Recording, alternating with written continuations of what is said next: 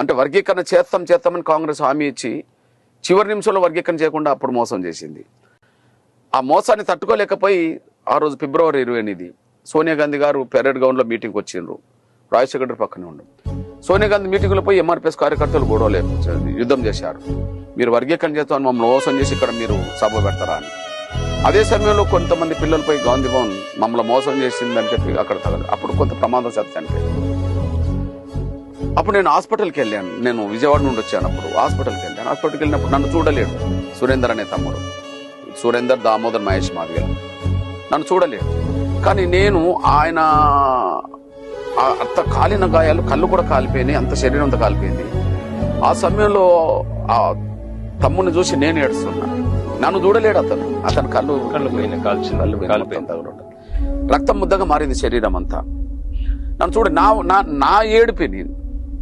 అన్నా నువ్వు ఏడవద్దు, నువ్వు ఎందుకు ఏడుస్తున్నావు అన్నా, నువ్వు ఏడవద్దు, నువ్వు ఏడుస్తుంటే నువ్వు వెళ్ళిపో, బయటికి వెళ్ళిపో, నీ ఏడుపు నేను అంటే నువ్వు ధైర్యంగా ఉండు సురేందర్, నువ్వు ధైర్యంగా ఉండు, నేను కూడా ధైర్యంగా ఉంటానంటే నువ్వు నీకేం కాదు సురేందర్ అంటే, అవునన్నా నేను ఇంత కాలేను, నేను చూడలేను, శరీరం అంతా కాలింది, నాకు తెలుసు, నేను చనిపోతున్నాను బాధపడుతున్నాను అనుకుంటున్నావా, నాకు అది బాధే లేదు, నేను చనిపోతాను. కానీ చనిపోతున్నందుకు కాదు, ఏబిసిడి చూడక చనిపోతున్నందుకు బాధ ఉంటుంది కొంత. కానీ మీరు పోరాటాన్ని ఆపద్దన్నారు, మమ్మల్ని కసి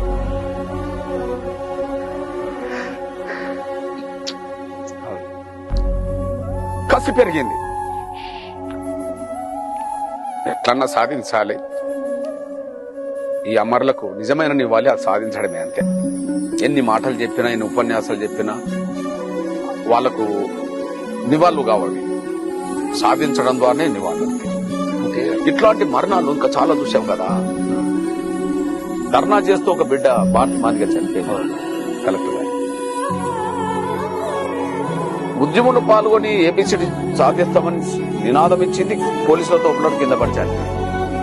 ఇట్లా చాలా మంది పిల్లలు చనిపోయారు. తూర్పు గోదావరిలో చంపబడ్డారు, పశ్చిమ గోదావరిలో చంపబడ్డారు, ఇట్లన్నీ జరిగినాయి. అందువల్ల తీర్పు వచ్చిన వెంటనే, తీర్పు వస్తున్న సమయంలో నాకు ఆ పిల్లల మరణాలే కనిపించినాయి.